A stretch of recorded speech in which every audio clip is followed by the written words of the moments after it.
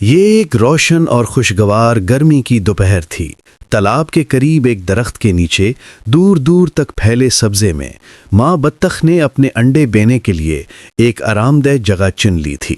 اس نے 5 انڈے دیے، مگر ان انڈوں میں سے ایک انڈا دوسروں سے بالکل مختلف تھا، نہ اس جیسا سائز نہ شکل۔ وہ تھوڑی پریشان تو ہوئی، مگر پھر بھی محبت سے ان سب کو سینچنے لگی۔ دن گزرتے گئے، پھر ایک خوبصورت صبح یکے بعد دیگرے 4 انڈے پھوٹنے لگے۔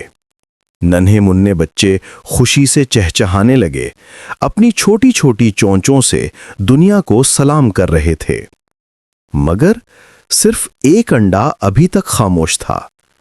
ماں بطخ نے بے چینی سے کہا، آخر اس میں اتنی دیر کیوں ہو رہی ہے؟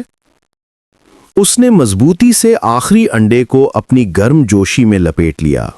شاید یہ سب سے پیارا نکلے، اس نے دل ہی دل میں سوچا۔ پھر وہ دن بھی آ گیا۔ آخری انڈا پھوٹا، مگر اس میں سے نکلنے والا بچہ دوسروں جیسا نہیں تھا۔ وہ بڑا سا تھا، سرمئی رنگ کا، اور شکل بھی کچھ عجیب سی تھی۔ دوسرے بچے اس سے بالکل مختلف نظر آ رہے تھے۔ ماں بطخ حیران بھی تھی اور اداس بھی۔ یہ ایسا کیوں ہے؟ شاید وقت کے ساتھ بدل جائے۔ مگر وقت گزرتا گیا اور کچھ نہ بدلا۔ اس کے بہن بھائی اس کا مذاق اڑاتے، تم کتنے بدصورت ہو، ہمارے ساتھ مت کھیلو، یہاں سے دفع ہو جاؤ۔ وہ سب ہنستے اور وہ بچہ چپ چاپ برداشت کرتا رہا۔ ایک دن وہ تالاب کے پانی میں اپنا عکس دیکھ کر رو پڑا۔ کسی کو میں اچھا کیوں نہیں لگتا؟ درد سے بھرے دل کے ساتھ وہ اپنا گھونسلہ چھوڑ کر جنگل کی طرف نکل گیا۔ دھوپ ڈھلی، موسم بدلا، سردیاں آ گئیں، ہر طرف برف ہی برف تھی۔ وہ کانپتا رہا، بھٹکتا رہا، کہیں پناہ نہ ملی نہ خوراک۔ وہ ایک بطخ کے خاندان کے پاس گیا، مگر انہوں نے بھی ڈانٹ کر بھگا دیا۔ مرغیوں نے حملہ کیا، کتے نے تکلیف دی، بلی نے ستایا۔ وہ بے بس اور تنہا ایک جگہ سے دوسری جگہ بھاگتا رہا۔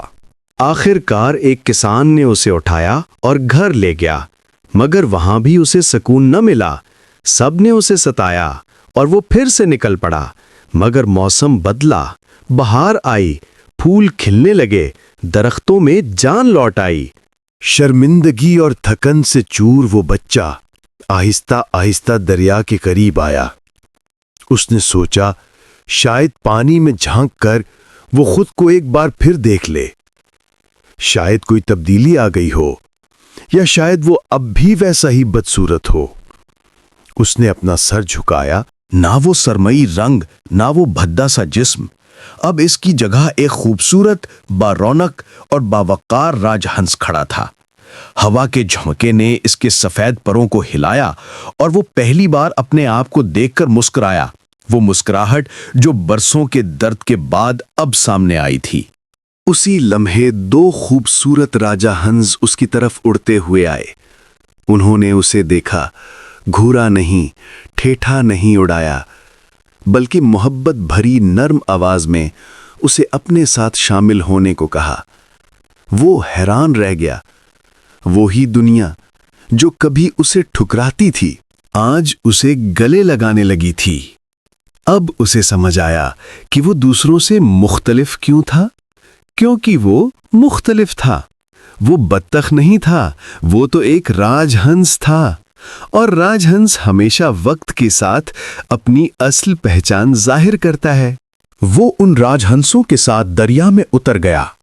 پانی کی سطح پر سورج کی روشنی رقص کر رہی تھی، اور اس کے پروں کی چمک اس منظر کو مزید خوبصورت بنا رہی تھی۔